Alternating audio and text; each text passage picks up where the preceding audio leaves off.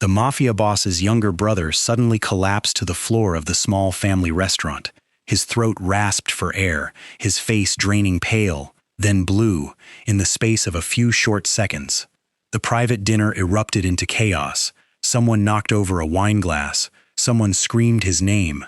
Only the waitress no one had ever bothered to ask the name of rushed forward. Everyone back. Nobody lift him. The manager grabbed her arm, his voice frantic. "You're just a waitress." She tore free without even glancing back. Her eyes locked on the most powerful man in the room. "Your brother is in anaphylactic shock. Give me 3 minutes, or you will lose him forever." The entire room went dead silent. The man who could make others bow their heads with a single glance now knelt and obeyed a woman he had never once noticed. Because there are lives that money cannot buy, that power cannot command, and that fear cannot frighten away. Only the hands of someone who once swore, "I will choose to stay beside the one I love while there is still time, instead of waiting until it is too late." That night, the fate of an entire powerful family suddenly rested in the hands of the woman no one had ever seen.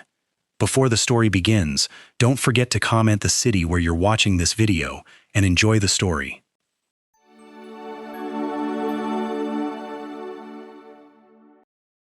The room had not yet learned how to breathe again when Maeve dropped to her knees beside the young man on the floor, her apron pooling around her, her fingers already moving with a certainty that seemed to belong to a different woman than the one who had been refilling water glasses moments before. She tilted his chin, cleared the space around his mouth, and pressed 2 fingers to the side of his neck, counting under her breath, while the whole restaurant watched a stranger take command of a life. "Dante," she said, reading the name off the reservation card still clutched in the manager's shaking hand. "Dante, can you hear me?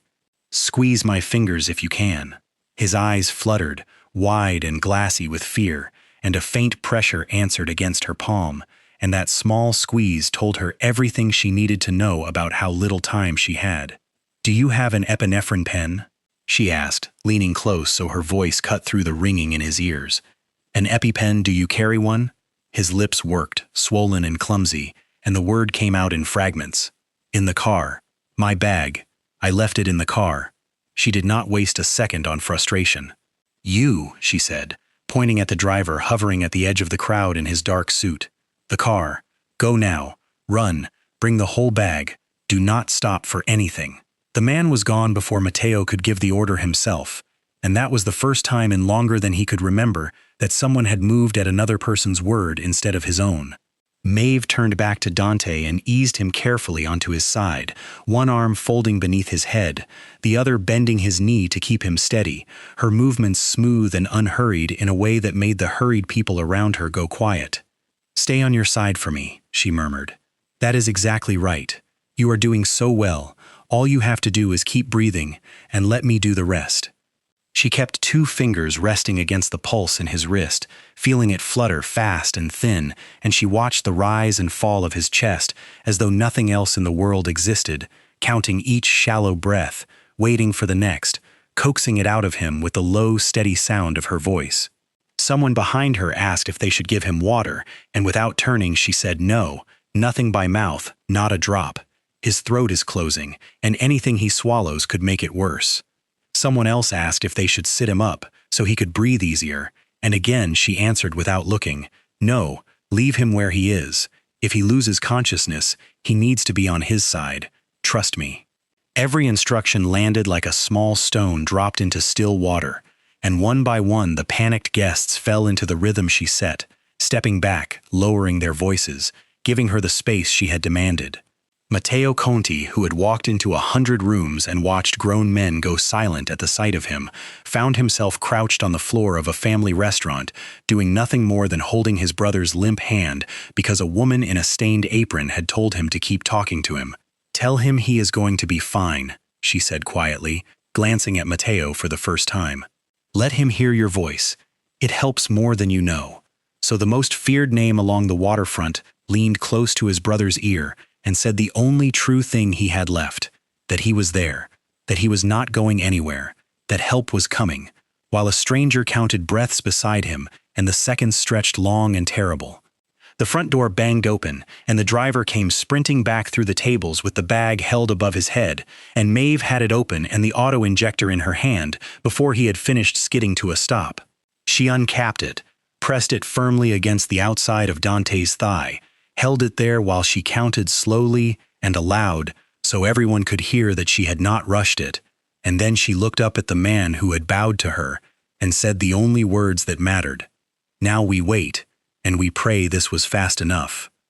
For a moment nothing changed, and that stillness was the worst part. The way Dante lay there with his breath still thin and his lips still swollen, while Maeve kept her fingers on his pulse and her eyes on his chest, as though she could hold him in this world by attention alone. And then, so gradually that no one dared believe it at first, the terrible blue began to loosen from his face, and a little color crept back into his cheeks, and his breathing deepened by the smallest degree. "There," she whispered, more to herself than to anyone. "Come on, stay with me. That is it."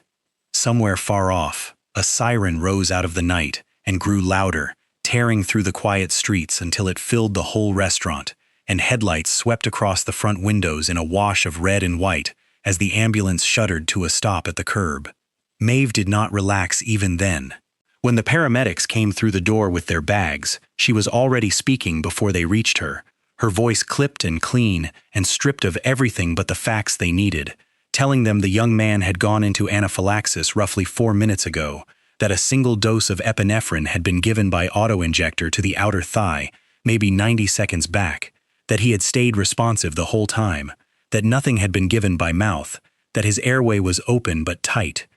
The lead paramedic looked at her for half a second longer than he needed to, the way a professional looks at another professional, and then simply nodded and got to work, and that small nod said more than any thanks could have. They lifted Dante onto the stretcher with practiced hands, fixed an oxygen mask over his face, and within moments were rolling him toward the doors, while one of them kept asking him his name, E, and the young man, blessedly, answered.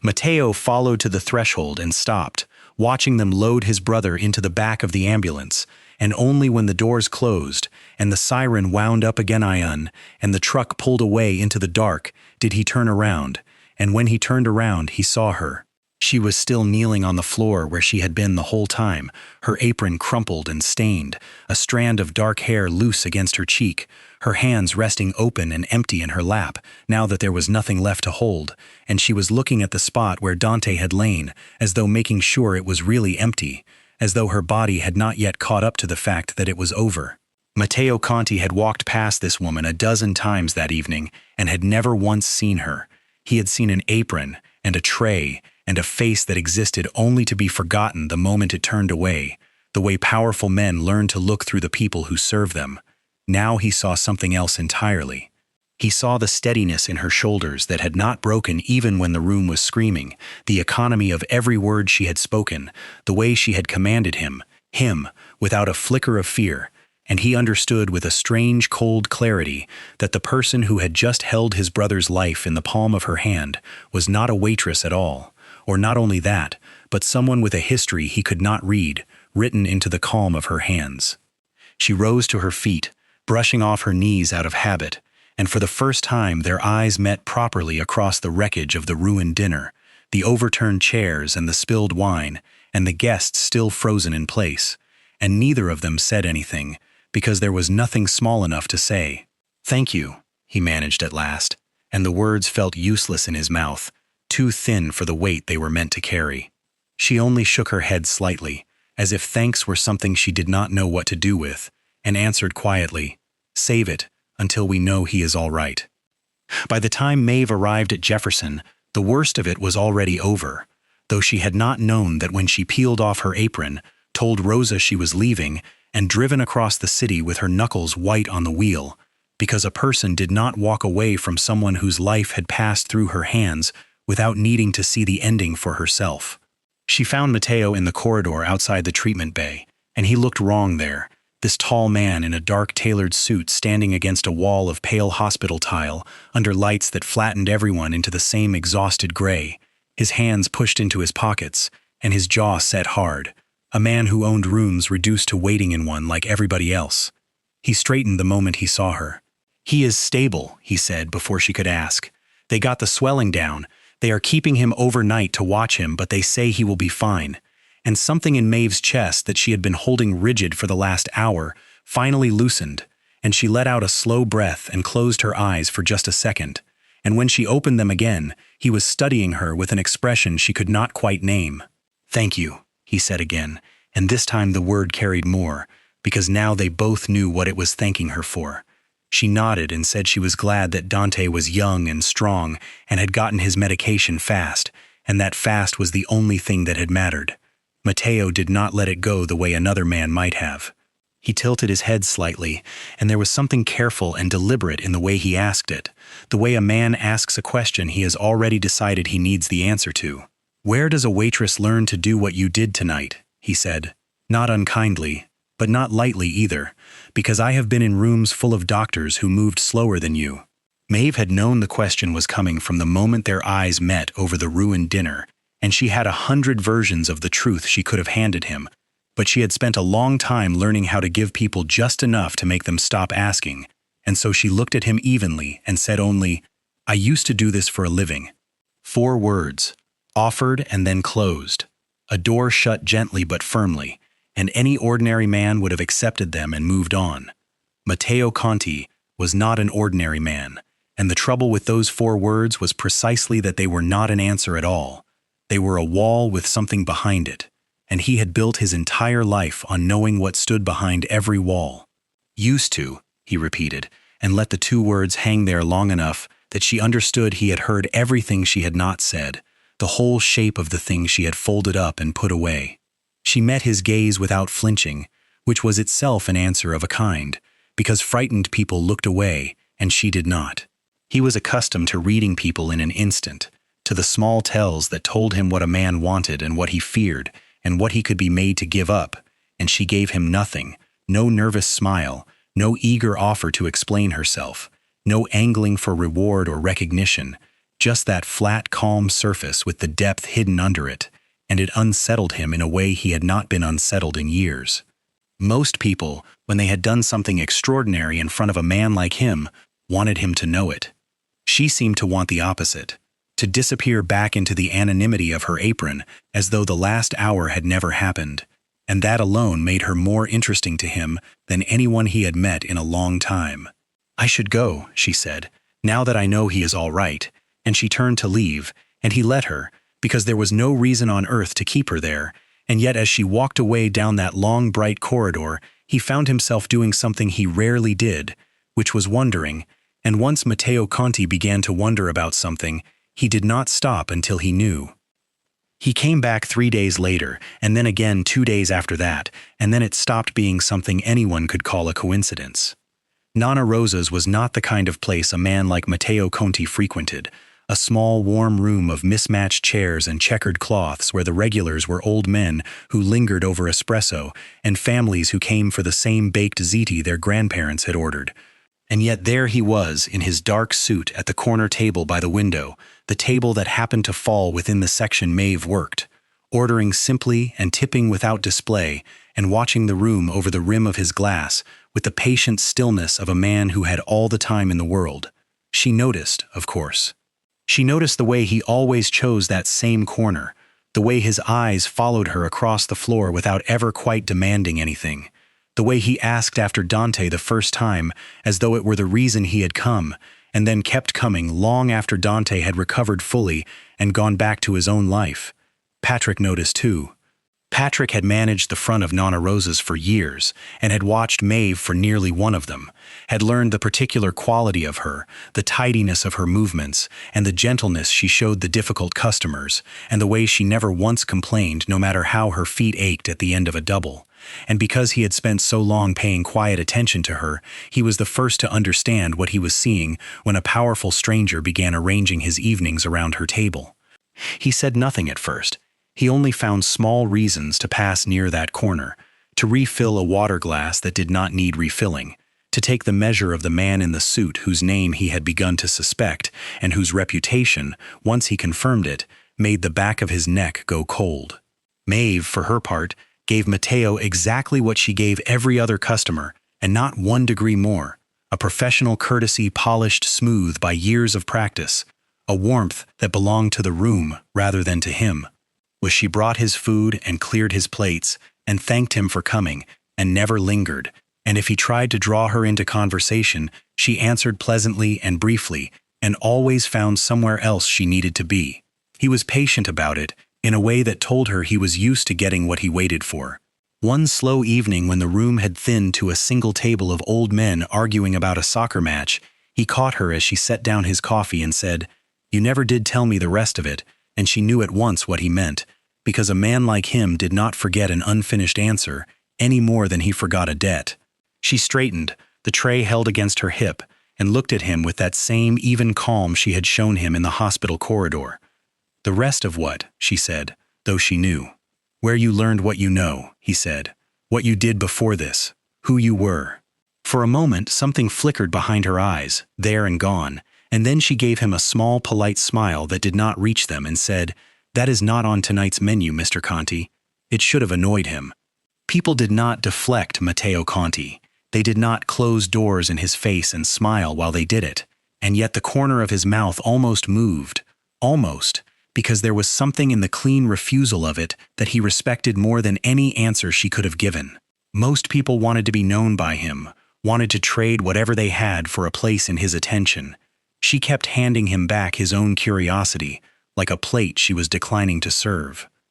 Patrick, watching from across the room with a cloth in his hand and a tightness in his chest he did not want to examine, saw the whole small exchange, saw the way the dangerous man in the corner looked at Maeve when she walked away, and understood, with the particular ache of a person who has waited too long to speak, that something had already begun that he had no power to stop.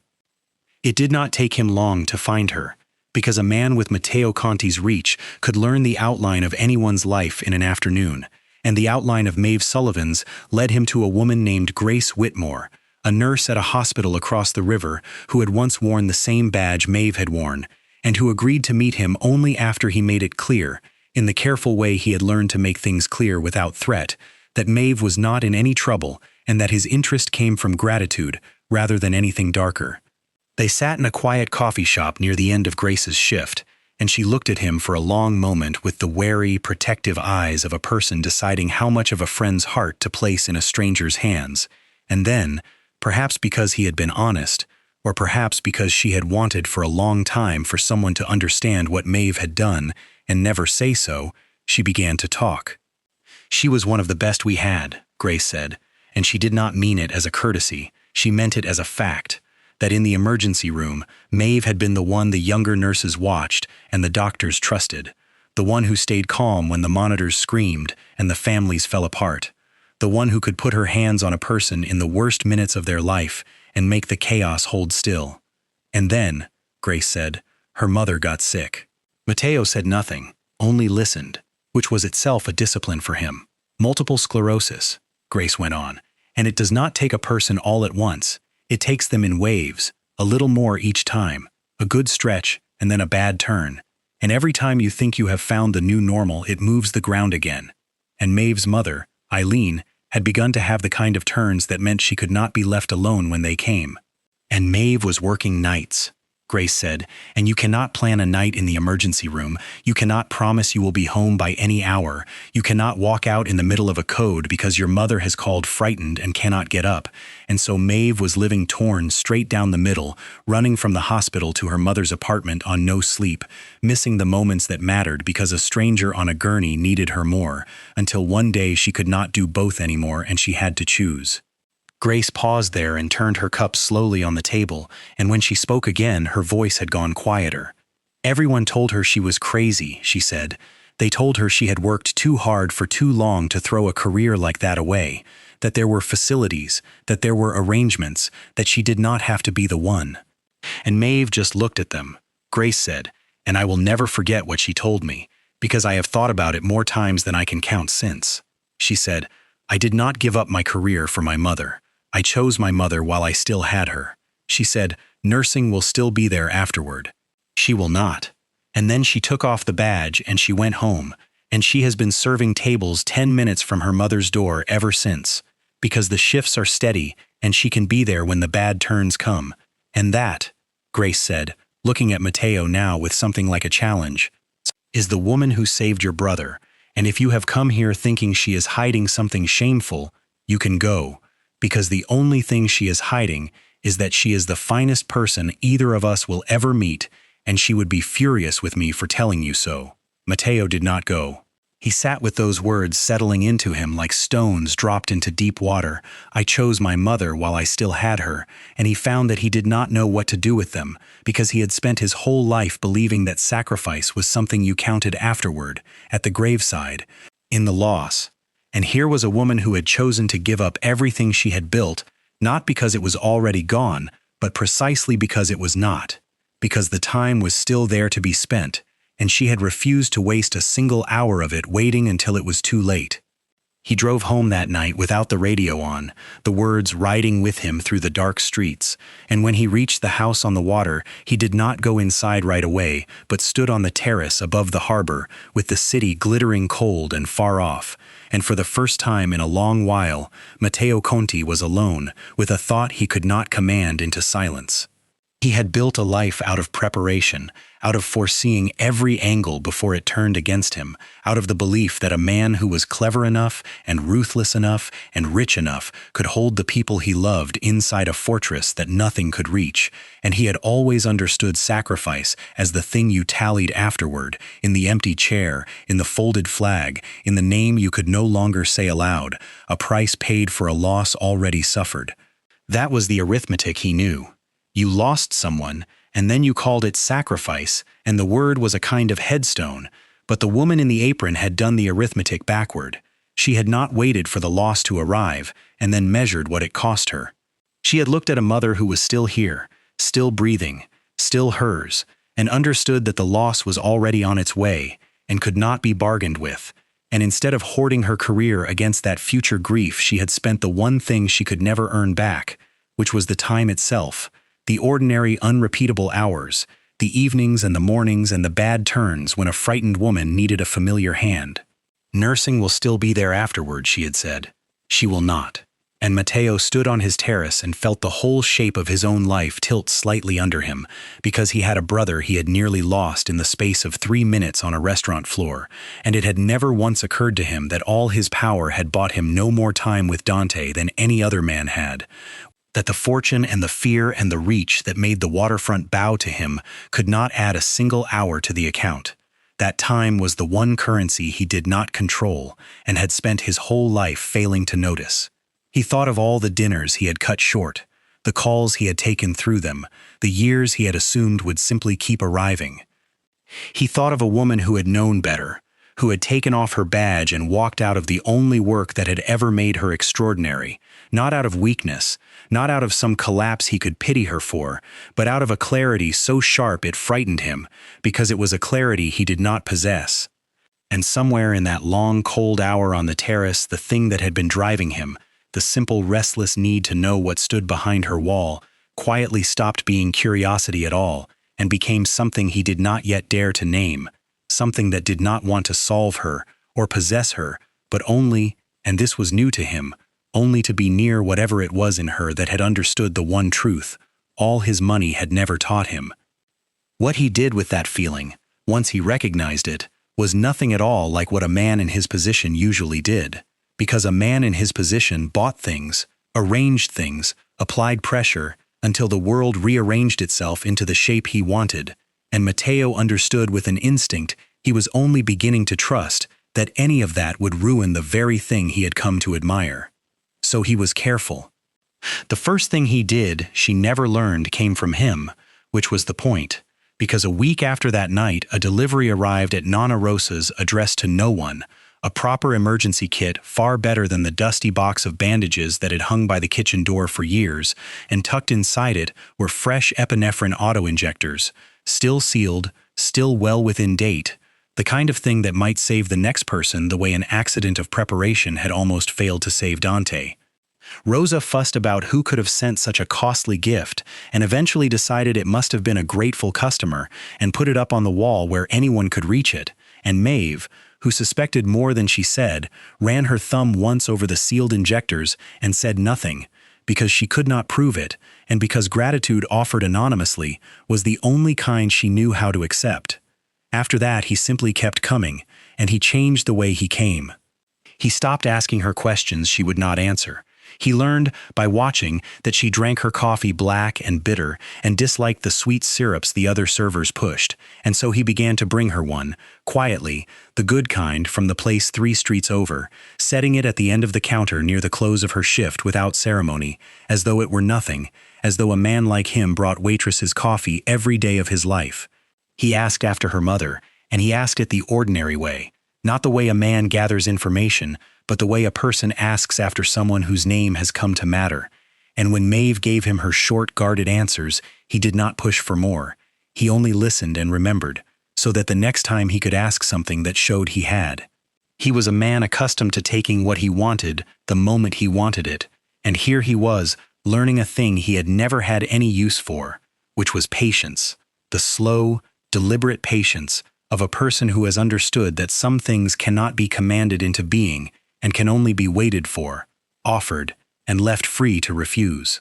There was one Friday evening he did not come. Nothing had warned her of it, only the familiar corner table sitting empty the whole night through, and Maeve caught herself glancing toward the door each time the little bell above it chimed, and turning away again each time the person who walked in was someone else. When a couple asked if they might take that corner table, she heard herself say that it was reserved before she had decided to, and it was only a beat later that she understood it for the lie it was, that no one had reserved anything, that she had just held an empty seat for a man who had made her no promise he would come.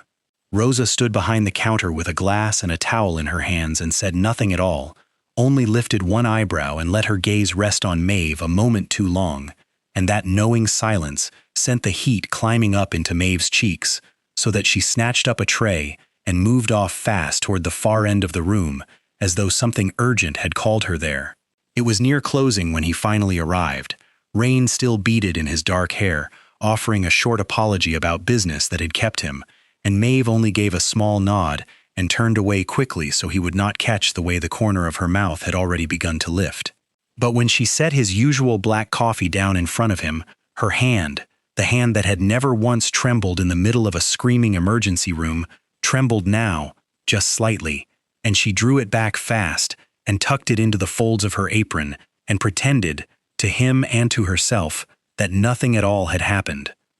The apartment was small and warm and smelled of the chamomile tea Eileen liked in the evenings, and when Maeve let herself in a little after 11, her feet aching and her apron still smelling of the kitchen, she found her mother awake in the chair by the window where she had left her that morning, and she knew before a word was spoken that it had been one of the harder days. Eileen's hands were the tell, the way they lay too still in her lap, the way the right one trembled faintly when she tried to lift her teacup, and Maeve crossed the room and knelt beside her and took the cup gently before it could spill, and said, low and easy, "You should have called me ma'am."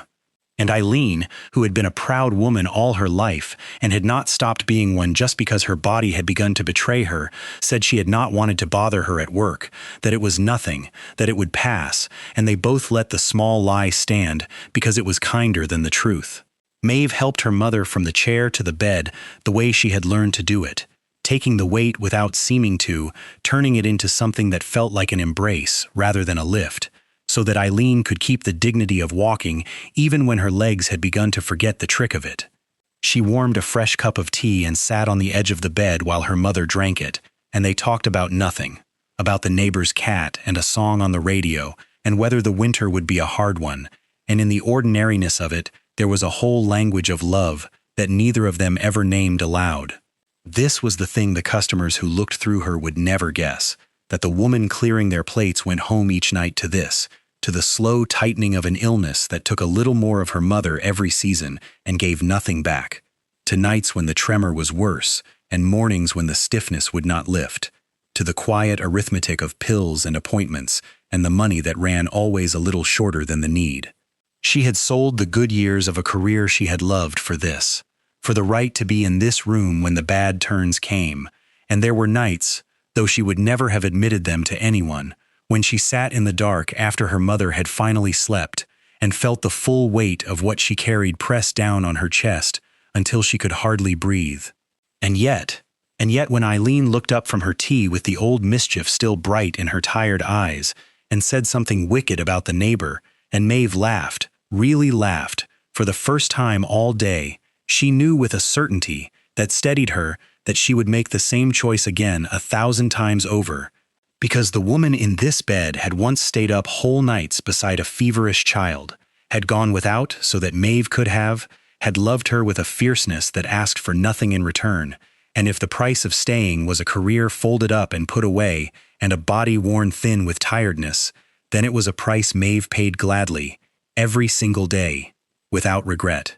She turned off the lamp and sat a while longer in the dark, listening to her mother's breathing even out into sleep, the way she had listened to Dante's breathing on the restaurant floor, counting the small proofs that the person she loved was still here, still hers, and she thought, not for the first time, that there was no fortune in the world she would trade for one more of these quiet, unremarkable hours, and that anyone who did not understand that had simply never come close enough to losing someone to learn it.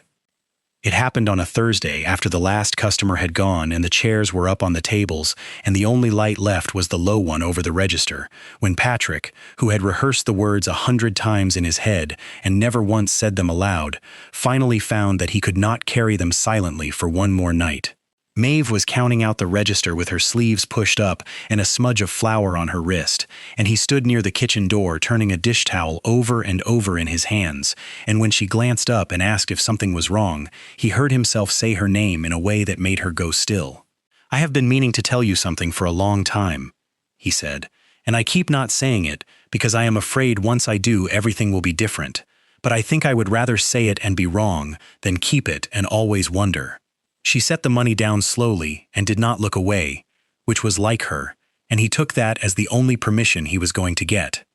"In the year you have worked here," he said, "I have watched you do this job the way most people do not do anything.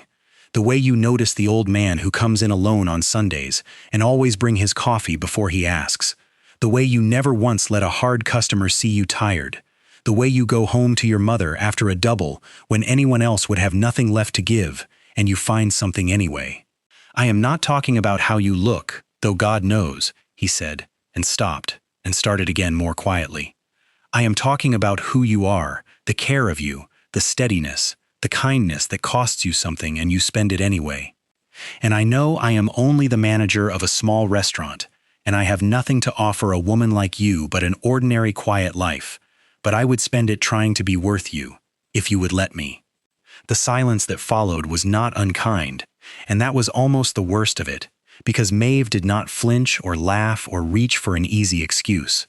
She only looked at him with a tenderness that was itself the answer, the tenderness a person shows when they are about to hurt someone they never wished to hurt. "Patrick," she said, and the way she said his name told him everything before the rest of the words arrived. "You are one of the best men I have ever known," she said, "and I mean that. And any woman who got to build that quiet life with you would be luckier than she would ever understand. But I cannot sit here and let you offer me your whole heart and give you a kind lie in return, because you deserve better than a lie from me." And Patrick, who had waited nearly a year to speak and had somewhere inside him already known how it would end, nodded slowly and looked down at the towel still twisting in his hands and asked the only question left, the one he did not really want answered.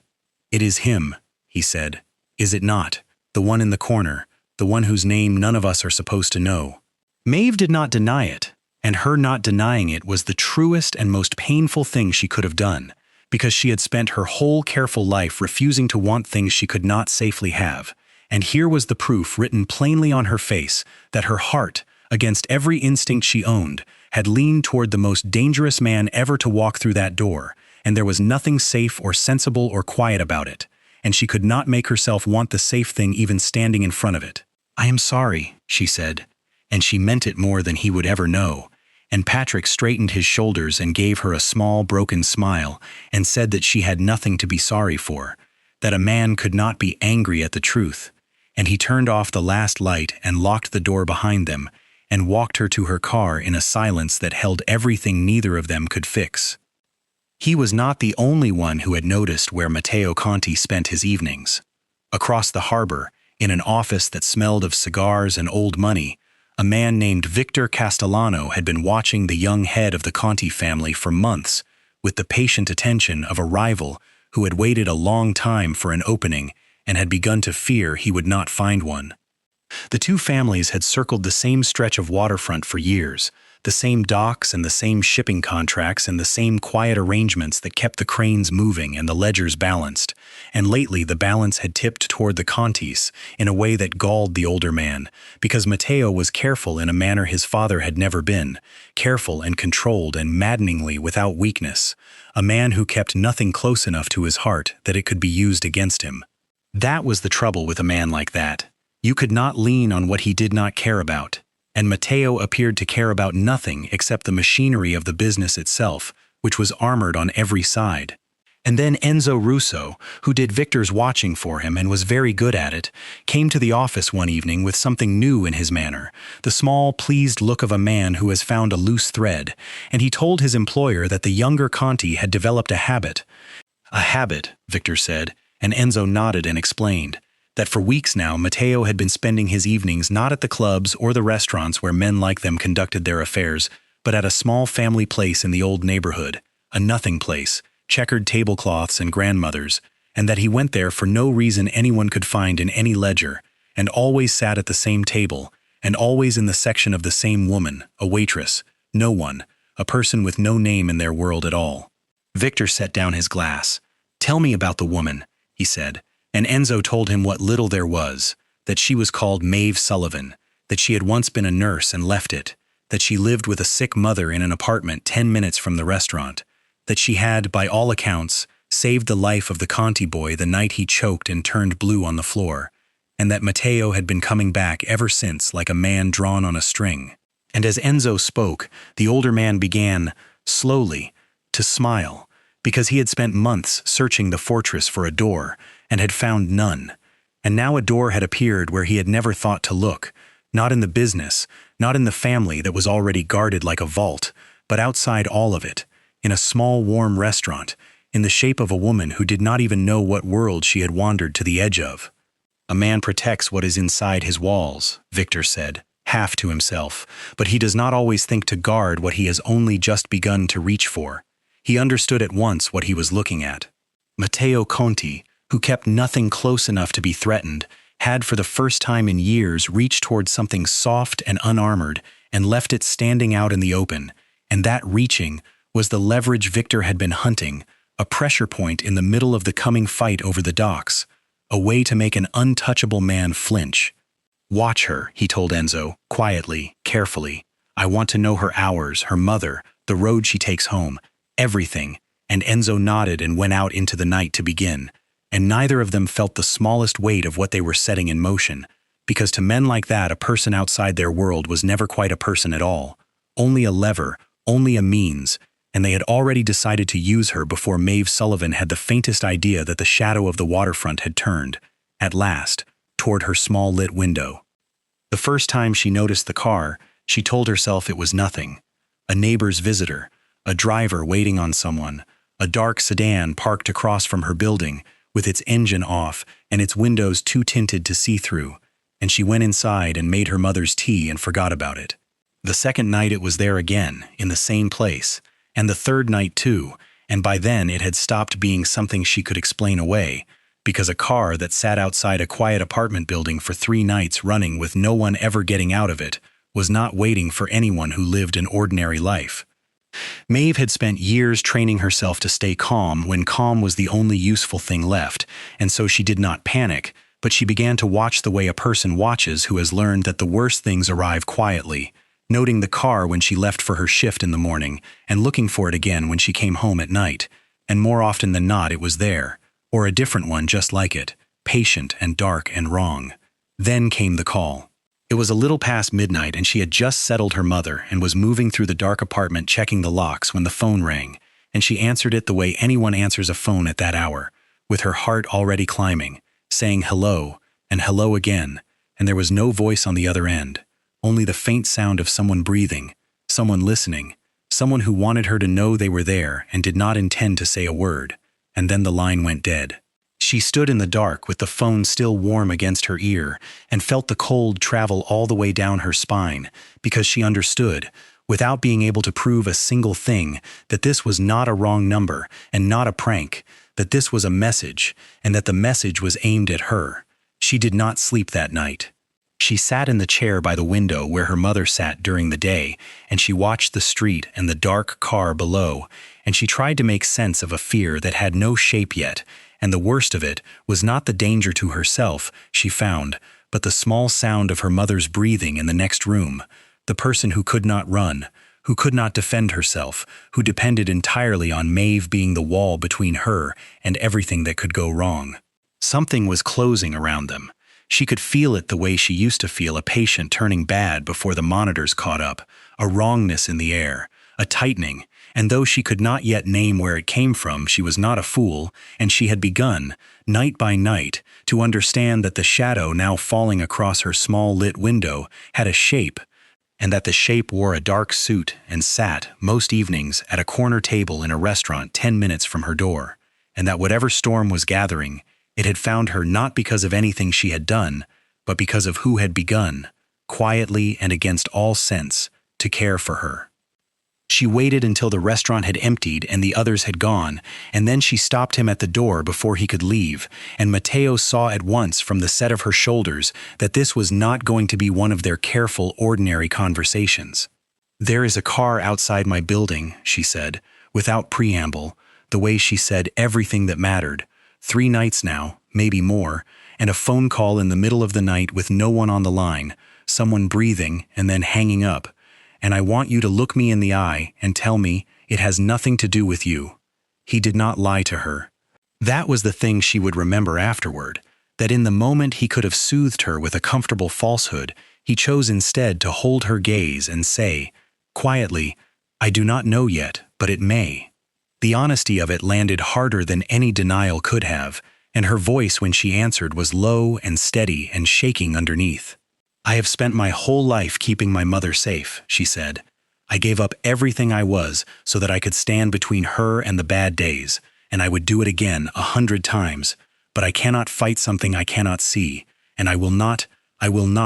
let her become a target because a man like you decided to drink his coffee at my table. Do you understand what you are asking of me without ever having asked?" Mateo said nothing, because there was nothing to say that would not be an excuse, and she went on. And now the steadiness cracked, and the fear underneath it showed.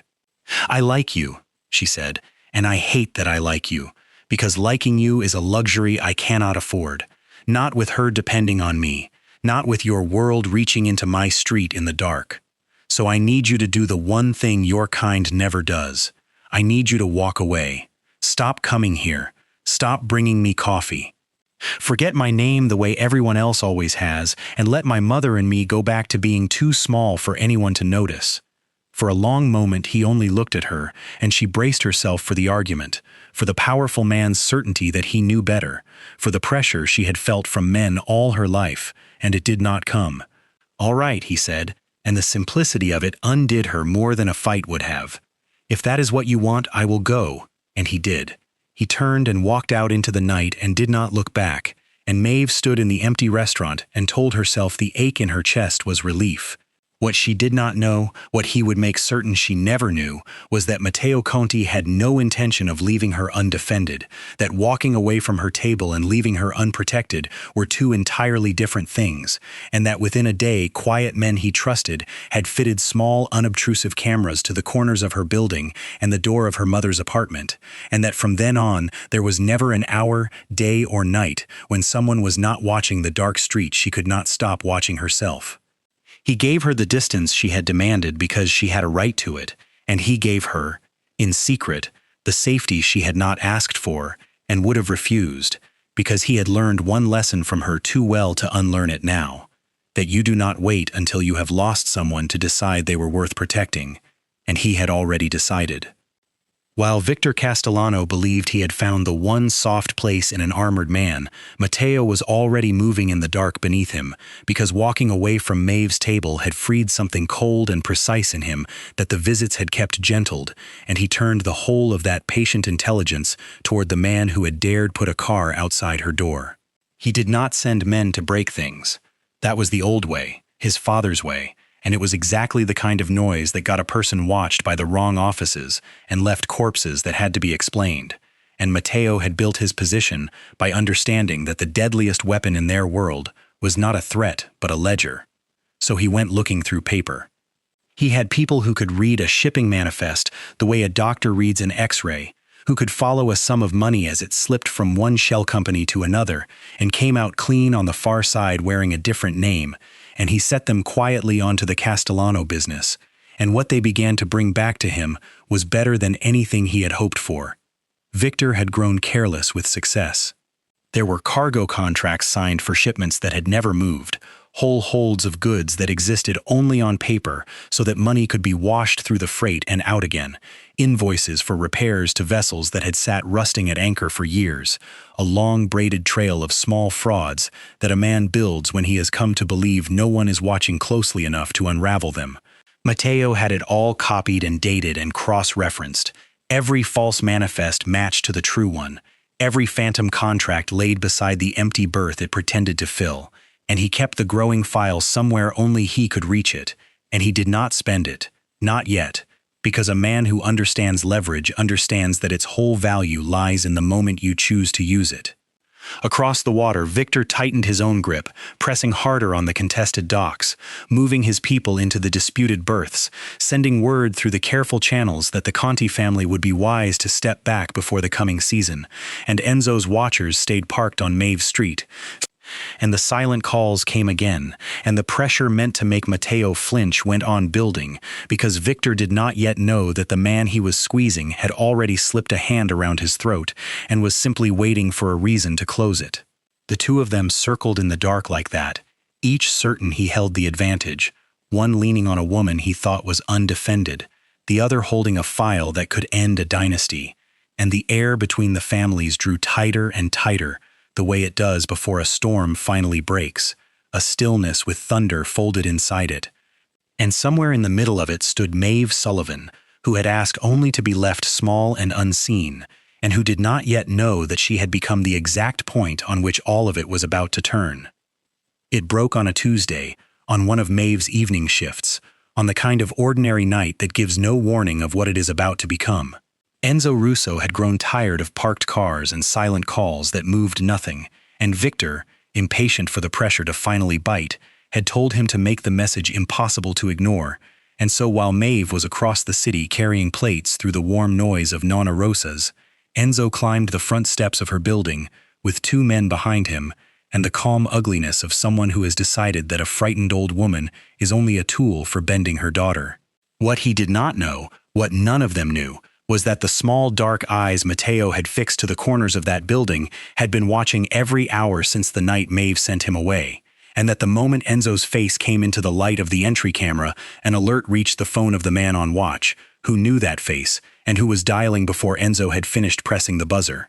Matteo was in his car within a breath of the call, and the drive across the city was the longest of his life, every red light a small eternity, his hands steady on the wheel, and his heart anything but. Because for the first time, all his money and all his men could do nothing to close the distance faster than the road allowed, and he understood in that stretched and terrible drive exactly what Maeve had lived with every day, the helplessness of loving someone you cannot reach in the moment they need you. Inside the apartment, Eileen had heard the knock and the strange voices and had known, with the animal certainty of the vulnerable, that these were not friends, and she had done the only thing her stubborn failing body allowed, which was to get herself to the bedroom and turn the lock and reach for the phone with a trembling hand, while on the other side of the door, men who thought her helpless began to lean their weight against it. She did not scream. She was Maeve's mother, after all, and there was steel in her under the illness, and she kept her voice low as she told the operator her address and said that men were trying to get into her home, and she prayed in the dark that her daughter's face would somehow appear before the door gave way. It did not give way. What appeared instead, before the police and before the worst could happen, was Matteo's men through the front of the building, and then Matteo himself, and the confrontation in that narrow hallway was brief and hard and over almost before it began, a matter of numbers, and of surprise, and of the sudden arrival of people Enzo had been promised would not come.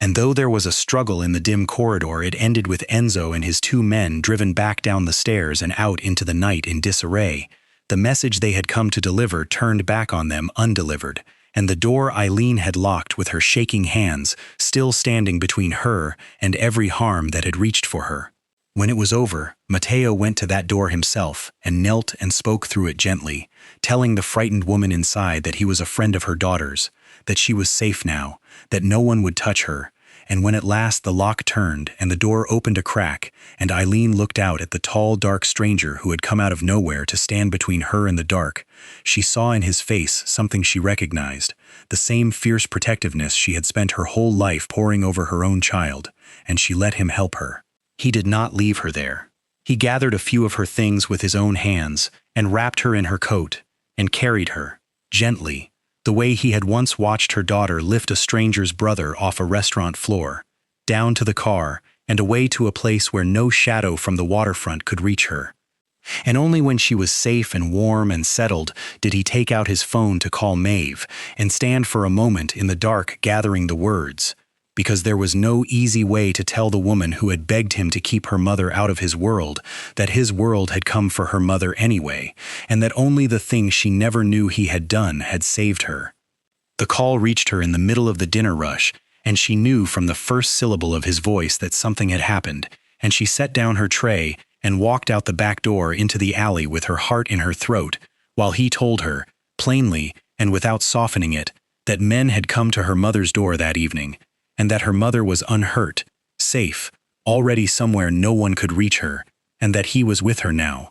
The world tilted under Maeve's feet. She got herself to that safe place in a blur she would never afterward be able to reconstruct, and when she came through the door and saw Eileen sitting wrapped in a blanket with color in her cheeks and a cup of tea in her steady hands, entirely whole, she crossed the room and gathered her mother into her arms and held her and shook, and only when she had assured herself a dozen times over that it was true, that nothing had happened, that her mother was really there, did the other feelings begin to arrive, and they arrived all at once and at war with each other. There was terror, the cold, delayed terror of what had almost been, the door that had almost given way, the thing she had spent her whole life standing between her mother and, come at last, into her own home, while she was too far away to stop it. There was fury, bright and shaking, at the world Matteo belonged to, and at Matteo himself, because she had begged him, she had stood in that empty restaurant and asked him for the one thing that would keep her mother small and safe and unseen, and it had happened anyway, exactly as she had feared. And then there was the thing that undid her, because when she turned that fury on him and demanded to know how they had come so close, how anyone had reached her mother's door, he told her the rest of it, quietly, that the only reason he had known in time, the only reason his people had been there before the door gave way, was that he had never truly left, that from the night she sent him away, there had been cameras watching over her mother and men within reach at every hour, the protection she had refused, given to her in secret. After all, he could not bear to obey her all the way. And Maeve stood there with all three feelings crashing through her at once, and could not hold on to the anger, because the anger required him to have abandoned her, and he had not. He had done the opposite. He had taken the very thing she threw at him, keep my mother safe, and honored it more faithfully than she had let him. And the man she had pushed away with both hands turned out to be the one whose quiet disobedience had kept her mother alive. She looked at him across the small, warm room, at this dangerous man who had knelt at a locked door and gentled a frightened old woman and carried her out of the dark, and she felt the careful wall she had built around her own heart, the one she had spent years reinforcing, the one she had used even on him, crack straight down the middle. Because you cannot go on protecting yourself from a person once you have understood that while you were guarding your heart against him, he was, without asking for anything at all, guarding the one life you loved most in the world. 2 days later, Matteo did the thing he had been holding in reserve, and he did it without a single raised voice. He walked into Victor Castellano's office alone, which was itself a message, a man who feared nothing entering the lair of a man who had just tried to frighten him, and he set a plain folder on the older man's desk and told him to open it. Victor opened it with the amused contempt of a man who believed he still held the winning hand, and the amusement drained out of his face one page at a time. It was all there, laid out with the cold neatness of an accountant and the completeness of a man who had left nothing to chance. The phantom cargo contracts matched to the empty berths, the repair invoices for ships that had not moved in years, the long laundered river of money traced from where it went in dirty to where it came out clean, every false manifest sitting beside the true one, dated, copied, and beyond any argument. "You have been careless," Matteo said, in the quiet, even tone of a man discussing the weather, "because you believed no one was reading closely, and I have been reading very closely indeed." Victor's hands were no longer steady on the pages. He understood what he was looking at. It was not a threat of violence, which he could have met with violence of his own. It was something far worse for a man in his position. It was ruin, the kind that did not bleed but simply erased, because a file like this in the hands of the offices that took an interest in such things would end not just him but everything his name had built, and a copy of it handed quietly to his own partners, the dangerous men whose money he had been washing and skimming, would end him faster and more finally than any court. "You have two choices," Matteo said, "and only two. You withdraw from the docks, you unwind your people from the berths you have been crowding, and you forget that a woman named Maeve Sullivan or her mother ever existed. From this hour forward, they are further outside your reach than the moon, and in exchange this folder stays where it is, and no one ever reads it. Or you refuse, and by the end of the week the men whose money is in these pages learn exactly how much of it you have been keeping, and the rest of your troubles will no longer be my concern." He did not raise his voice once. He did not need to. Victor Castellano had spent a long life reading The Balance of Power in a room, and he read it now, and he understood that the untouchable man he had tried to squeeze had been holding his throat the entire time and had simply chosen, until this moment, not to close his hand, and there was nothing left to do but let go. The old man sat back heavily, the fight going out of him all at once, and said, in a voice gone suddenly old, that it would be as Matteo wished, that the docks were his, that the woman was nothing to him and never had been. And as for Enzo Russo, who had climbed those steps and leaned his weight against a frightened woman's door and drawn all this ruin down onto the family, Victor cast him out before the week was through, stripped of his place and his protection and his standing, put out into the world with nothing, because in that world a man who brings catastrophe onto his masters is not forgiven, and Enzo, who had thought a nurse and her mother were only a lever to be pulled, learned that he had been the smallest and most expendable piece on the board all along. It ended there. No shot was fired, no further harm was done. The danger simply dissolved the way a shadow dissolves when the light finally reaches the corner it was hiding in, and Maeve and her mother, without ever seeing the room where it happened, were free. It was Patrick who came to find her, a week or so after the danger had passed, when the color had come back into Maeve's face, and Eileen was safely home again behind a good new lock, and he did it the way he did everything, quietly, on purpose, without making her come to him. He caught her after the lunch shift as she was hanging up her apron, and he asked if she had a minute, and something in his voice told her what kind of minute it was going to be. "I have been thinking about how to say this," he said, "and I decided the only decent way is straight. I know what happened these past weeks. Not all of it, I am sure, but enough. Enough to know that you were in something frightening, and that the man who pulled you out of it is the same man who used to sit in my corner and drink his coffee and watch you cross the floor. And I have watched you too, Maeve, longer than he has, and I have never once seen you look at anything the way I have seen you not letting yourself look at him." She started to speak, Kay, and he lifted a hand, gently, not to stop her but to spare them both. "You do not have to say anything," he said. "Dee, I am not here to make you comfort me. I am here because I would rather be the kind of man who steps aside cleanly than the kind who lingers where he is not wanted and calls it loyalty. I wanted you to hear from me that I understand, and that I am not angry, and that I am not going to make things strange between us in the one place that has been steady for you." He smiled then, a real smile, though it cost him something. "I think you are the finest person I have ever worked beside," he said, "and I hope that man knows what he has been given. because if he ever forgets it, he will have me to answer to, and I mean that." Maeve felt her eyes sting, because there was a particular grief in being loved well by someone you cannot love back, and there was a particular grace in being let go by them without a wound. "Thank you, Patrick," she said, and it was inadequate, and they both knew it, and it was also everything. "You are going to make someone impossibly happy one day," she said, "and I hope I am still around to see it and tease you mercilessly." And he laughed, and the laugh broke the last of the tension, and something that could have curdled into bitterness settled instead into the quiet, enduring shape of a friendship. He went back to the kitchen, and she finished hanging her apron, and though neither of them ever spoke of it again, the door he closed that afternoon he closed kindly, and it stayed closed, and it left no draft behind it.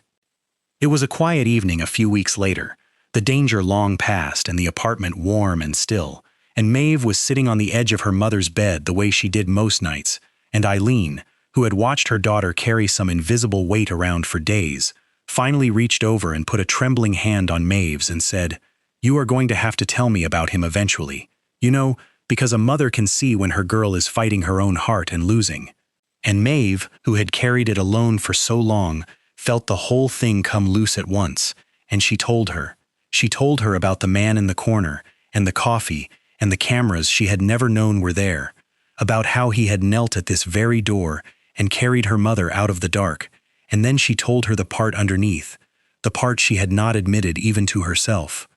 "I am not afraid of his world, ma'am," she said. "Not really, not anymore. I am afraid of the thing I have always been afraid of. I loved Dad, and I watched him go, and there was nothing I could do. I have loved you my whole life, and every year this illness takes a little more of you, and there is nothing I can do about that either. And I have gotten so good at standing between the people I love and the worst of the world that I forgot it does not actually work, that you cannot love someone hard enough to make them safe forever. And if I let myself love him," Maeve said, her voice breaking, "then that is one more person I could lose, one more person I could stand beside and be powerless to keep, and I do not know if I have it in me to survive that again." Eileen was quiet for a long moment, and then she said, in the plain, wise way of a woman who had already lost more than her daughter knew, "And who did you learn that from? This idea that you love people while it is safe?" Maeve looked at her. "You did not wait for me to be safe to love me," her mother said. "You did not wait for your father. You told me yourself, the day you took off that badge, that you chose me while you still had me, that the nursing would keep, but I would not. And you were right, and it was the bravest thing I ever saw anyone do, and now here you are about to do the coward's opposite, saving your heart for a someday that never comes, waiting until it is safe to love a man, when the whole thing you taught me, the whole thing you have lived, is that it is never safe, and you do it anyway, because the time is now, and the time is all there is." And Maeve sat very still, because her mother had handed her own truth back to her, and she understood all at once that the rules she had lived by, choose them while you still have them, had never been only about her mother, that it was the answer to the very fear that was holding her back, that loving Matteo could not be made safe and never would be, and that this was not a reason to run from it, but the only reason that mattered to run toward it, because a life spent guarding your heart against loss is simply another way of losing everything in advance, and she had spent enough of her one life waiting until it was too late. She did not do it for him. That mattered to her, that when the decision finally came, it belonged entirely to herself, and so the first thing she changed alone, without telling Matteo, without asking anyone. She found a community clinic 10 minutes from her mother's door, a small, unglamorous place that served the neighborhood she had grown up in, and she saw that they needed a nurse who could work steady daytime hours, the kind of hours that let a person be home in the evenings when the bad turns came, and she sat down one night at her mother's kitchen table and filled out the application in her own careful hand. It was not the emergency room. It would never be the roaring, high-stakes work that had once made her feel most alive, and she found, filling in the boxes, that she did not want it to be, that she was not trying to reclaim the woman she had been before, but to become a new one who could hold both halves of her life at once, the nurse and the daughter, the healer and the one who came home. She did not use his name or his reach or his money, though a word from him could have opened any door in the city, because the whole point was that this door she would open herself, or not at all. She sealed the envelope and mailed it the old way, and then she sat with it done, and something in her chest that had been clenched for over a year quietly let go. Only afterward, when it was finished and hers, did she pick up her phone and send him a message, and she thought for a long time about what to say, and in the end said the truest small thing there was. 3 words: "I applied today." His reply came back after a moment, and it was not a flood of pride or a list of ways he could help or an offer to make it certain, because he had learned her too well for that. He knew that the only gift she would accept was the one he gave her by staying out of it. "Good," he wrote, and nothing more, and in that single unadorned word she felt more respect than 1,000 grand gestures could have carried, the respect of a man who understood that the finest thing he could do for the woman he loved was to let the choice be completely, unmistakably, only her own. And Maeve looked at that one word on the screen and found, to her surprise, that she was smiling in the dark. A year has a way of quietly rebuilding a life, and when it had passed, the things that had once seemed impossible had settled into the ordinary shape of days. Eileen was steadier than she had been in a long time, because with better care and better doctors within reach, the worst of the turns came less often and passed more gently, and though the illness was still the illness, and always would be, there were whole good stretches now, mornings when she moved easily and laughed at the radio and told her daughter she was fussing too much. Maeve worked her days at the little clinic and was, by every account of the people who came through its doors, the finest thing that had happened to the place in years, and she had reclaimed the work she loved on her own terms, on hours that let her be home in the evenings, having earned the position by her own hand and no one else's.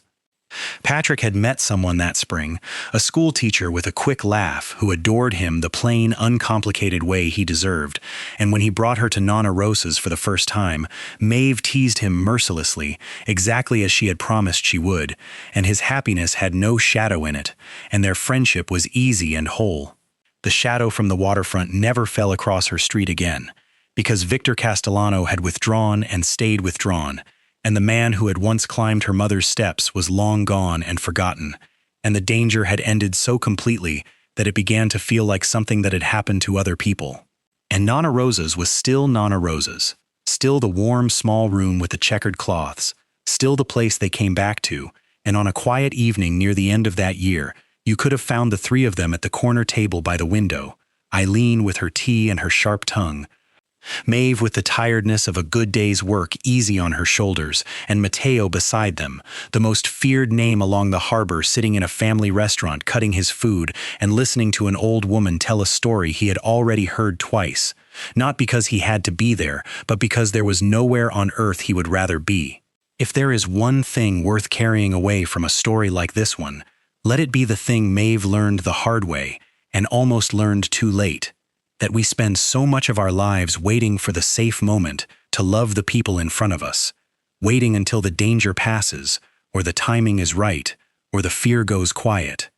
And the safe moment never comes, and the only time we are ever given is now, imperfect and uncertain and slipping away even as we hold it, and the bravest and most beautiful thing a person can do is to choose to love while they still can, instead of waiting until it is too late. If this story moved something in you, please take a moment to subscribe to our channel and to like and share this video so that more people can find these stories and so that we can keep bringing you a new one every day. We would truly love to know how this story made you feel, so please leave a comment and share what was in your heart as you listened, because the thoughts you send mean more to us than you know, and we read them with real gratitude. Thank you so much for spending this time with us, and we wish every one of you watching good health, a peaceful heart, and quiet joy in each of your days. Until next time, take good care of yourself and the people you love, and we will see you in the next video.